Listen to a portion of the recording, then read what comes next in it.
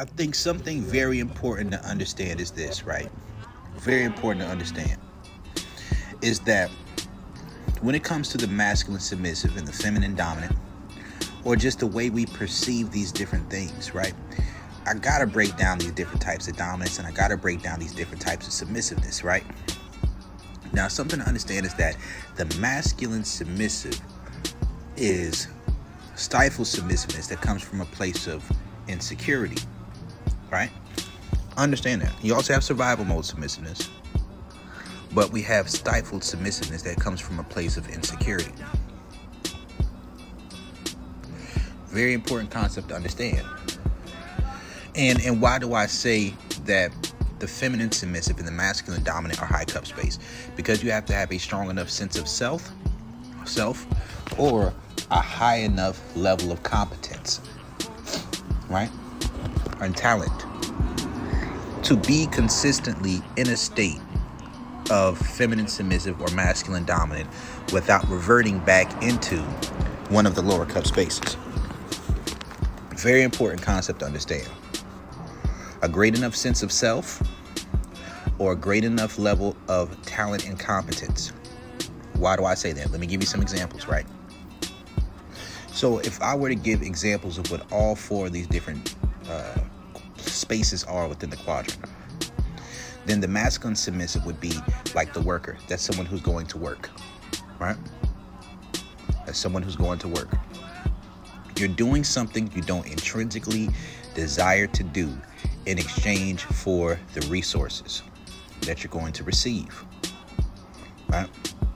And because of that, the lack of intrinsic desire and intrinsic reward means that someone wanting you to change your mind about how you look at that work that you do is going to feel as if they're manipulating you.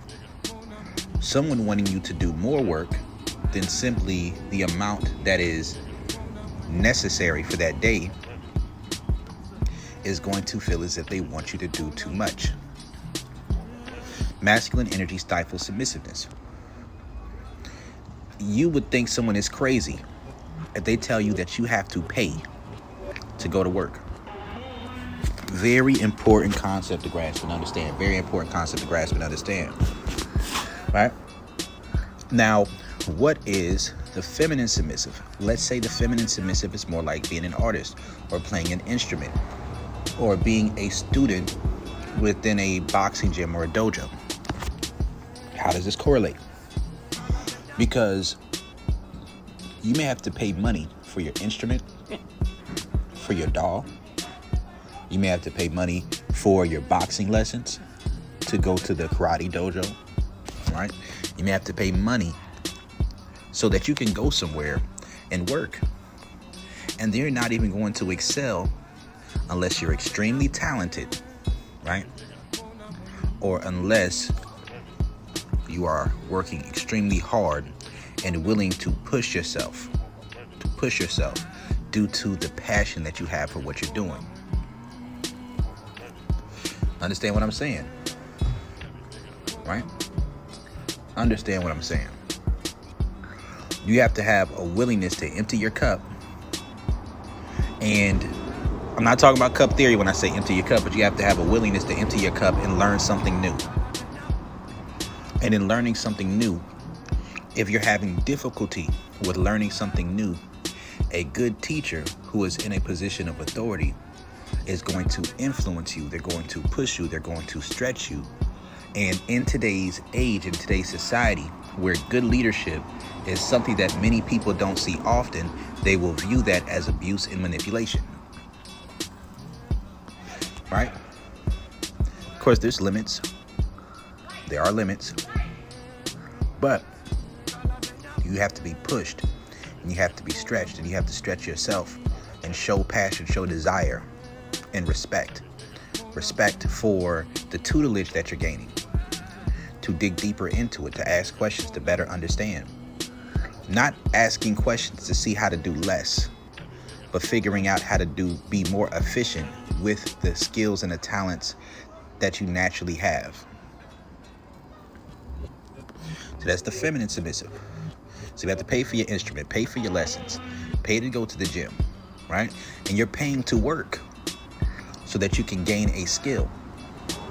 And like I said, either you have to have an extremely high level of self-worth, right, to be feminine submissive, or masculine dominant. And what does this mean? That either you have to be comfortable with the fact that you may not get anything out of it in the long term, or do it for your own reasons, to where you gain so much time and skill that you can do something with that information and that you gain, that skill that you gain. All right? You have to have a strong sense of self-worth, because most people are masculine submissive. Most people are followers. And with most people being this masculine submissive, this stifled submissiveness, it will put them in a space where anytime they do a little bit of work, they want to return immediately. This is why intrinsic desire, intrinsic reward, and respect and desire, they're so important when it comes to the feminine submissive. Right? Now, what is the masculine dominant? The masculine dominant is like being a boss, right? The masculine dominant is like being a coach. The masculine dominant is like being a sifu. The masculine dominant is like being an instructor, right? Now, within dominance, you are operating somewhat off of a basis of giving a person validation for them performing well, and sometimes for their effort that they put in. Because sometimes that validation, until they're at a space where they've actually done enough to show that they've developed those skills, the dopamine hit of being congratulated or praised for their efforts is what they're getting out of it. Understand this, right? So the masculine dominant is giving understanding, giving knowledge. But this knowledge can't be so separate from the emotional aspect of what the person is experiencing that there's this big gap between logic and emotions. And this is where intrinsic desire and intrinsic reward is important. So there is a certain level of charisma that comes along with masculine dominance, right? And one principle I usually like to use to break this down is the good D and the guidance, right? The good D and the guidance. And this is a spiritual principle. This operates on all levels. It's about the gap between logic and emotions. You know, many people in life are going to have vices. They're going to have addictions. And when something, and I'm not saying you should have an unhealthy vice or unhealthy addiction and that this is inherently a good thing, but when you do have an attachment to success or an attachment to validation, to some outcome, or to what you're doing, and this is connected to an individual or to a system of principles that will help you elevate yourself to get to another level of experience, then this becomes a positive thing. And this creates a positive feedback loop that can replace negative addictions and negative vices. And these negative addictions and negative vices will ultimately lead you in the opposite direction of the outcomes that you truly desire. Important concept to understand. So what does this bring me to? This brings me to the feminine dominant. The feminine dominant. Now, the feminine dominant is an individual who is typically going to be a scammer. But what we have to understand is this, right? There's a lack of sense of self. So there's going to be a lack of morals or a lack of principles behind the desire to be in a position of dominance. So it's desiring to be dominant from a feminine place, right? From a feminine emotional place of desiring control by any means necessary. That's what feminine dominance is, and that's what it represents. Now, that would be a scammer. That would be someone who is seeking to take advantage for their own personal gain. Now, a rule of thumb of leadership, and keep this principle in mind. Anytime two people are interacting with someone, or two people are interacting with one another,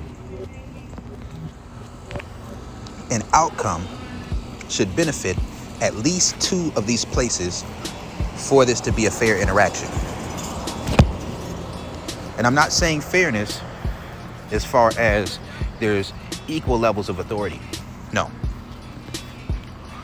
In order for it to be a ethical interaction, there needs to be at least two places where there's going to be benefit.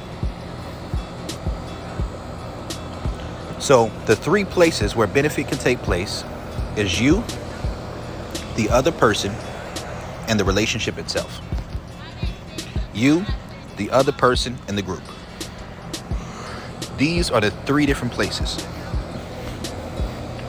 As a leader, you come to a conclusion that it's going to be it's going to be at least two of those three places.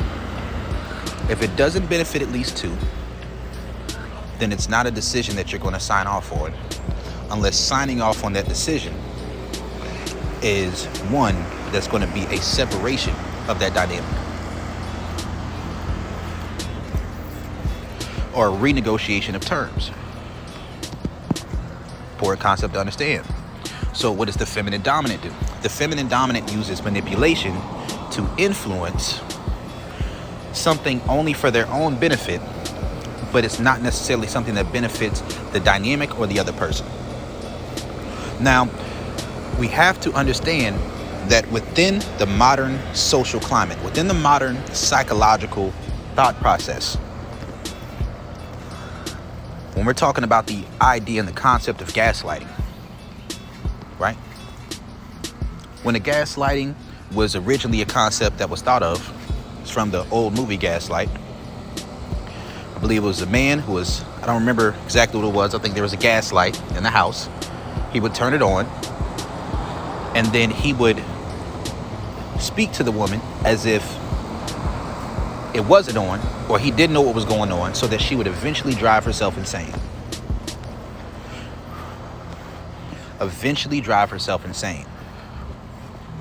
Right? This is gaslighting. When you're doing something, or you're aware of something, and you're purposefully acting as if you don't know what's going on in order to have a negative impact on the other individual, or in order to avoid accountability. This is gaslighting. This is feminine dominance. But within the modern climate and understanding, anytime you challenge a person's paradigms or question their reality and their perception of reality, this is viewed as manipulation, and this is viewed as gaslighting. Now, keep in mind this concept that I brought up. And sometimes things can benefit all three. You know, sometimes people are crazy, right? Sometimes people are in a state of high levels of psychological reactance. And within this high level of psychological reactance, there's a big gap between logic and emotions, where boundaries and rules start to feel as if it's infringing upon their freedom. And then this is where the feminine dominant within the masculine submissive comes out. This is where the masculine submissive feels as if it's been stretched too far, because the submissiveness hasn't been lubricated with its own femininity. Right? And because of this, it creates a feeling of the fear of missing out. It creates a feeling of don't think about a pink elephant. It creates a feeling of a desire to rebel against the structure that's being presented.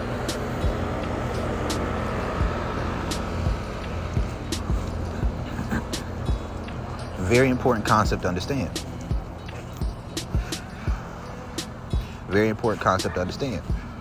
So something else to understand is this, that the masculine on masculine does not work, because it's two separate thought processes, two separate foundational structures and systems and principles that will clash with one another and have to part ways. Dominance on dominance do not work with one another, right? Because they will clash. Submissive on submissive will not work. Feminine on feminine will not work when we're talking about the sexual polarity quadrant. Right? And I'm not talking about gender. And I'm not even talking about perception. I'm not even talking about orientation, right? I'm not even talking about presentation. What I'm talking about is the structure and the foundation of how these things work.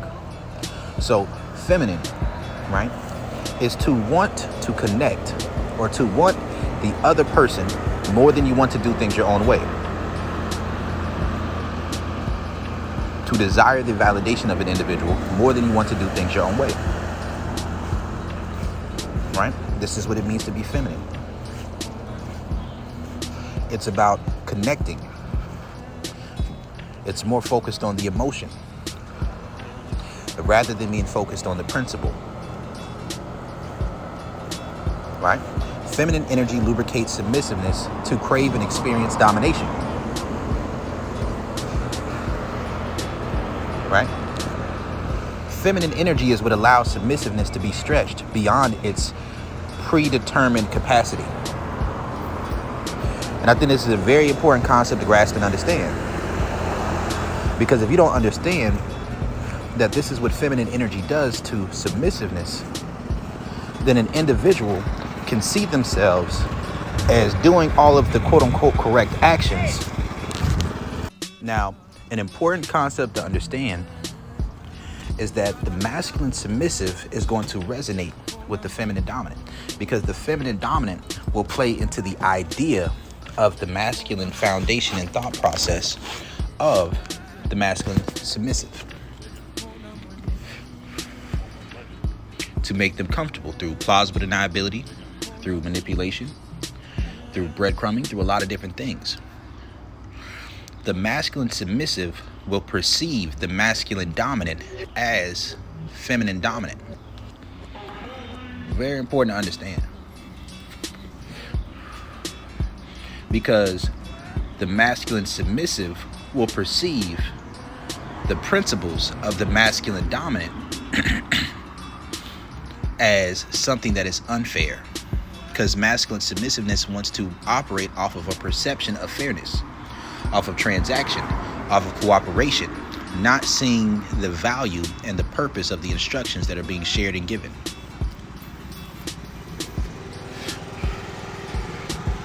Now, why does the masculine dominant need to have a certain level of either talent and competence or self-worth in a high cup space? Because you can't save everybody.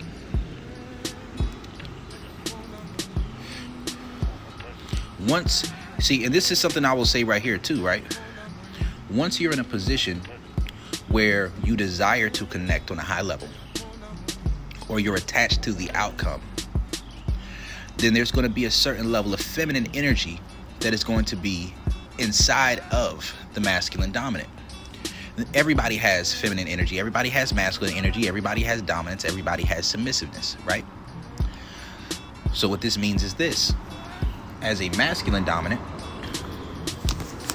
you either take a stance and a perspective of being straightforward and honest about exactly what you want to do and allowing an individual to decide whether or not exactly what you want to do is what they want to do, and not getting overly emotionally invested in them agreeing to it, right? To lead with your principles, to lead with your dominance, right? And this is how you quickly find out the feminine submissive. A quick way of finding out the feminine submissive, and let's say I'm talking about it in a dating and relationships perspective. A quick way of identifying this is, let's say that you're a man, you're asking a woman out on a date, and you give her instructions without explaining things. That's a quick way to identify the feminine submissive. Why? Because if you tell a masculine submissive woman, be here at this time, I'm picking you up at 7, wear this, wear that, and I'm going to take you somewhere. Now, sometimes that curiosity can take over, leading into the feminine submissive. right? Sometimes an individual may agree but have no intentions on following through, which is the feminine dominant. Sometimes they may say, no, this is what I want to do instead, which is their own masculine dominance, right? Or they may want to know and go through a process of cooperation and compromise and wanting to understand all of the details, which can indicate the masculine submissive, because there may be anxiousness and anxiety associated with not knowing exactly what's going to take place. A woman who's in her feminine submissive, she's more focused on wanting to spend time with you, and whatever that means or whatever that looks like, than it having to be exactly what it is that she thinks it should be. Understand that. So these are just some concepts to understand when it comes to the sexual polarity quadrant. Important concepts to understand and grasp.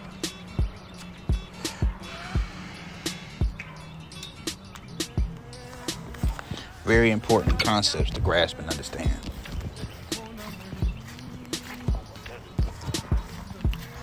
Now, how does this relate to the concept of real versus fake gaslighting?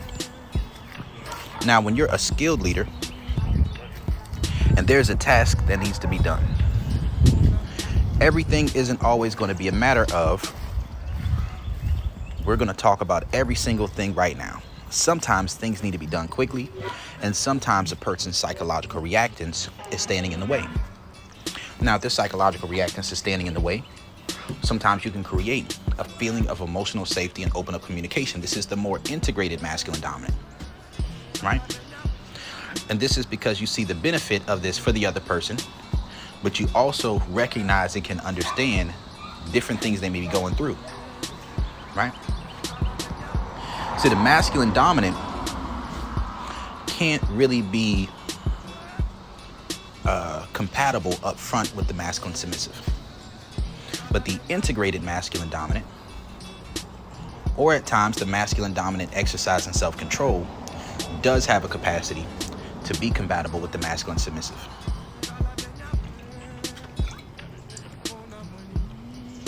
Very important concept to understand. But if your logic and your emotions are not integrated themselves, if you're not in a space of an even higher level of self-worth, self-value, and understanding of self than the masculine dominant, then once you get into something and the masculine submissive starts experiencing psychological reactance, then the feminine energy within that desire to connect and to maintain that dynamic will then turn into feminine dominance, right? Or at least that's how it can feel. And this is where certain things can take place. Now understand this. Certain things you do up front as a masculine dominant are appropriate up front. But in a long-term dynamic, in a long-term scenario, in a long-term relationship, some of these same things will then begin to feel as if it's a bait and switch. Some of these same things will then begin to exude what appears to be feminine dominant energy. So what can these things be? Let's say when you first meet a woman, if she says something you don't like, let's say you tell her what you're trying to do, and she's presenting that she doesn't want to engage in that. You need to stop talking to her. There's nothing feminine dominant about that. She may change her mind, but the conversation is over. There's no reason to proceed any further than where you're proceeding. But in a long-term relationship, that comes off more so as stonewalling, right? Once you're very outcome dependent, then what would simply be having a conversation and breaking things down to influence towards certain things, that game that then can come off as gaslighting, because it's like you're playing not on a person's intrinsic desire and intrinsic reward and their respect towards you, but more so their desire to keep the peace. The more responsible the masculine submissive feels for the dominant individual's emotions and their feelings, rather than respecting the principles and having intrinsic desire for that knowledge, that skill set, the tutelage, the validation for the pleasure that's derived from those experiences, the more it strengthens the masculine energy and then leads to a place where the submissiveness feels as if it's stifled. And the more it's stretched from that place of feeling stifled, the more psychological reactance stirs up, and the more this can lead to the point of feeling rebellious, wanting to go into the feminine dominant to rebel against that system, because it feels as if they're being stretched beyond their capacity to be stretched. And this is why understanding the sexual polarity quadrant is so important, right? Because sometimes a person's cup can get low. Sometimes people have things that they go through. And the thing to understand about masculine dominance and how this can look like gaslighting is, let's say that through your experiences of masculine dominance, you become aware and vigilant towards the signs of desire, the indicators of respect. You become aware of these different things, these different reactions, these different vocal tones, these different body languages, right? And through becoming aware of these things, if ultimately your goal is to have the adequate level of desire and respect to create the experiences that will ultimately be beneficial to them, yourself, and that dynamic, then if you are unable to manage your own emotions, manage your own expectations, and to know how to communicate and create the safety necessary, where they don't feel as if they're responsible for your emotions, but they have the opportunity to surrender themselves to that decision that they're making, then what can happen in these scenarios is that you getting upset or frustrated or being very quick to walk away, although you're already emotionally attached, so you'll come back or they'll come back. This is going to lead to very negative feedback loops. Very negative feedback loops. So although what you're saying may be logically right, and they probably should listen to you, and if they don't listen to you, there may be negative repercussions, not only just something that may come from you, but what may come from the outcome of their own decisions. But what may occur is that the gap between logic and emotions is becoming such a wide chasm, right? Such a wide chasm that whatever you're telling them, they want to do the opposite. And even if they want to do what you want to do, it's difficult. And this is the thing to understand about the masculine submissive. We have to understand core polarities and cup spaces. A person's cup can get low due to life, right? A person's cup can get low due to life. A person who's masculine submissive may at times have certain aspects of codependency. Now understand that there's a certain level of narcissism involved as well. And I'm not saying this on a clinical level. I'm not a clinician. But there's a little bit of narcissism within the codependency, and there's a little bit of codependency within the narcissism. All right? There's a little bit of feminine dominant within the masculine submissive, and a little bit of masculine submissive within the feminine dominant. Why would I say that? Because oftentimes a person may utilize manipulation to get an outcome that they desire. So not every feminine dominant is seeking to take advantage. Sometimes they are manipulating out of a desire to feel like they're being treated fairly. Right? That's outside of the very extreme versions who are just want to take advantage. Sometimes there's a certain level of entitlement towards wanting to feel unconditionally loved while simultaneously having a lack of an ability to meet up to the expectations, to be intrinsically desirable for that love, or to be competent within those actions due to a lack of actually going through that process of learning those skills, gaining that knowledge, and getting to that level. Because masculine energy stifles submissiveness, right? So this right here is a masterclass. I really want you to understand some of these things. Really want you to understand some of these things when it comes to the sexual polarity quadrant. And oftentimes, when the masculine submissive, who may operate at a certain level of codependency, feels as if they've been stretched too far, oftentimes what this does is it opens the door for feminine dominance or opens the door for survival mode submissiveness. Oftentimes, this is going to play a role within the low cup space, right? Limerence is where there is survival mode submissiveness. This is where there's more so a love addiction. This is where there's more so a sex addiction, right? This is where certain things become addictive due to the idea versus the reality, right?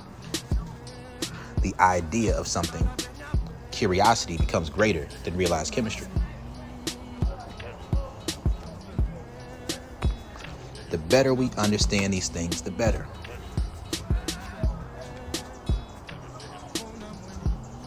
The better we understand these things, the better. And like I said, the masculine submissive will also in times have a certain affinity towards the feminine dominant. Because the feminine dominant will offer the false and faux and pseudo safety and the pseudo intimacy of not judging them for their thought process. Because they have no intentions of these things benefiting them in the long run.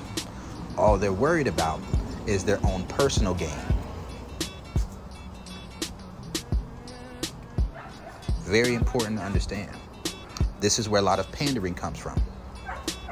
When you're pandering to an individual, you're agreeing with and supplicating and placating their ego on the things that they believe and the things that they think, so that they can be in a situation where they feel comfortable to do whatever you want, to do the things that benefit you, even if it doesn't benefit them. You may do it through love bombing. You may do it through genuine, like, gaslighting. You may do it through being hot and cold. You may do it in a way to where they attach to the idea of that validation that they want to receive, or they do receive some validation. And the masculine submissive has a natural desire to reciprocate, to make things fair, and to make things equal, and to make things even.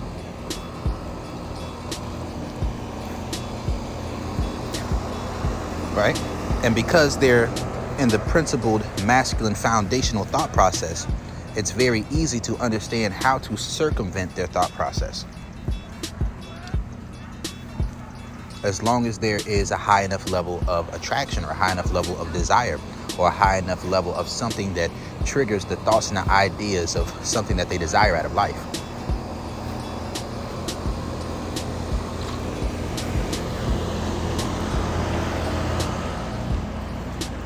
Very important concept to understand. So when we're talking about real gaslighting versus fake gaslighting, or influence versus manipulation, there's respect, there's desire, but there's also a certain level of importance that's placed on emotional safety.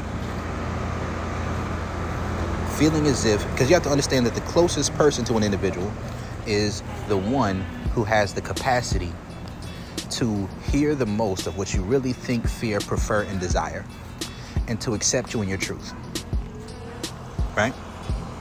When you are a masculine dominant, once you form a connection or you form an attachment to an individual, if this isn't an individual who's already on your program, you start to prematurely integrate with that scenario, then what can occur is that the idea of the outcome not turning out the way you wanted it to can lead to a place where you no longer provide the same feeling of acceptance and safety.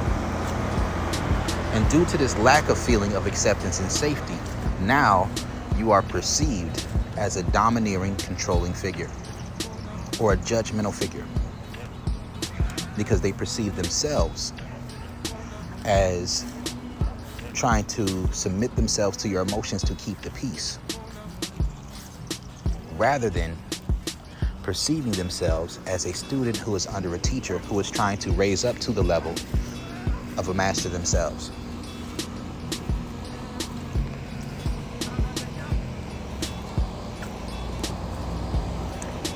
Very important concept to understand.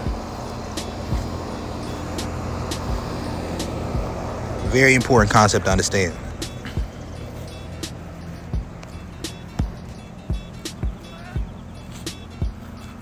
And the better we understand these concepts, the better. But the masculine dominant represents what? The leader. In being the leader, there's vision, there's a program, there's a process. There is somewhere that things are heading down the line. You also have to understand that what the feminine dominant does is it uses their own feminine energy through aggression or inconsistency or through disrespecting boundaries in order to lubricate the submissiveness of the masculine submissive with their own feminine energy to get them emotional. Right? And this is how a lot of these things work. So what did I say? At least two of the three have to benefit. Us, me, or you. If it benefits us and it benefits you, but it doesn't benefit me, the integrated masculine approach is to accept it. To develop a plan and to lead through that process. Right? If it benefits me and it benefits us, of course, that's what we got to do. If it benefits you and it benefits me, then that's what we got to do. Right? If it benefits no one, then that's not the plan. All right? That's not the plan.